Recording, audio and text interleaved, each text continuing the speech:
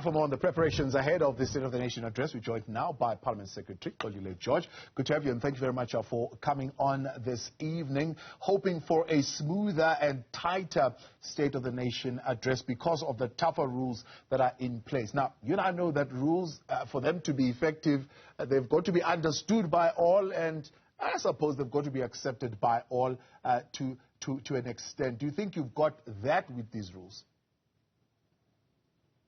Good evening to all the Newzroom Afrika viewers. It's always a pleasure to interact with all of you. Indeed, the rules that will be governing the State of the Nation Address 2024 are a product of thorough deliberations by a joint rules committee that comprises of both houses of parliament, the National Council of Provinces and the National Assembly. And all political participates in those rules committee by representation, and they have been taken through thoroughly in the processes of parliament, leading ultimately to the adoption of the rules by the houses.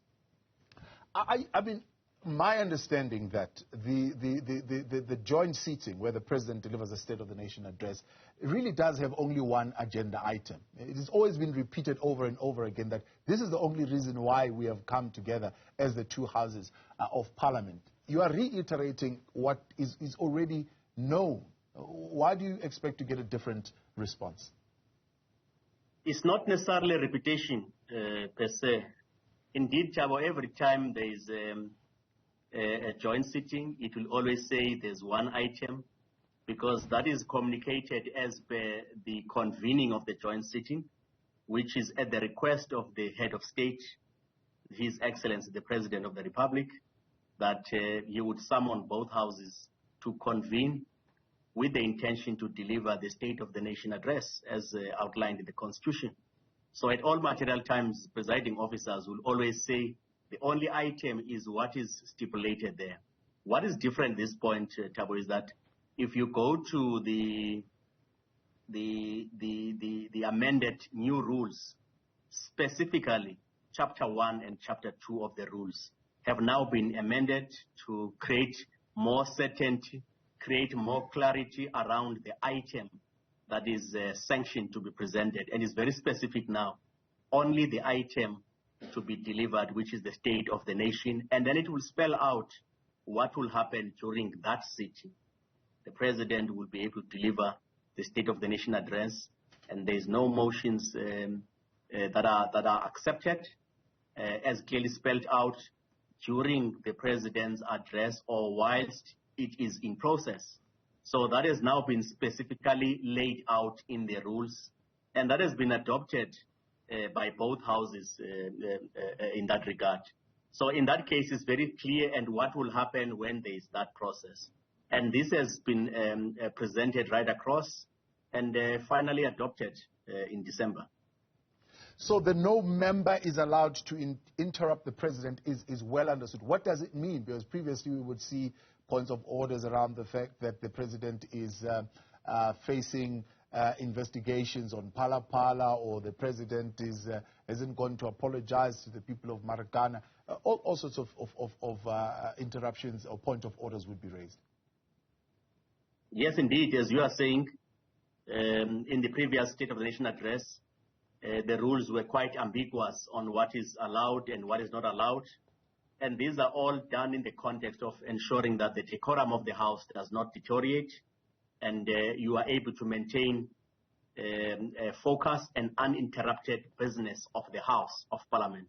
And these rules are not applicable to one political party. These are rules applicable to the House, and they are applicable to any member of the House. So it's quite clearly outlined now what will happen and what will be the sanction, precisely because you need to ensure that you balance a number of fundamentals, allowing that members may have to exercise their duties and function to hold the executive accountable, at the same time looking at the singular nature of the event, that the president has a duty to account to the nation, spell out the vision for the year and what priorities, and those are also for the benefit of South Africans, because the State of the Nation is the only event that everyone, as you know, Thabo, everyone is glued to the State of the Nation, and they're looking forward to hear that. So balancing those aspects in terms of transparency, accountability, you have got to strike the right balance without allowing the business of the House to degenerate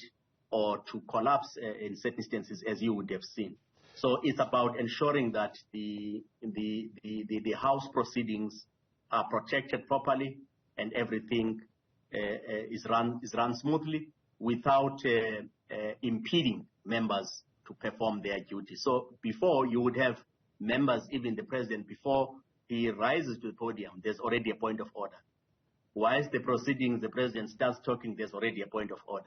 So those are the issues that have been thoroughly canvassed, deliberated, and the rules are now creating a much more clearer path for the presiding officers to be able to maintain stability and maintain decorum of the House and protect each and every member during the proceedings of the House. So the sanctions meted out by the Privileges Committee are now being challenged in court around the 6 or so members of the economic freedom fighters who are under suspension. One, the critique is that these are strategically timed, if you like, politically motivated suspensions. But two, the question then becomes, what happens if the courts suspend those sanctions? If everybody is looking forward tomorrow to the outcome of the judgment, the courts are independent, and Parliament abides, like any other institution of the state, with outcomes of the courts.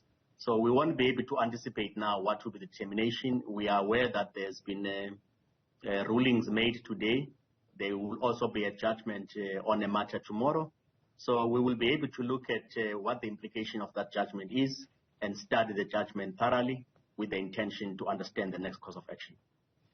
As far as the timing of them being politically motivated because of the ANC using its majority in that committee, what is National Assembly's or Parliament's response to that? I'm not sure about the narrative of one political party using its majority for political motivated issues.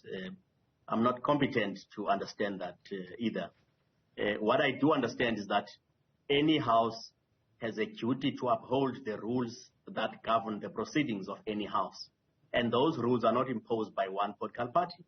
In Parliament, there's 14 political parties. They all deliberate. They all agree that rules must be amended. And rules, it's not a new issue to amend rules. Rules are amended from time to time.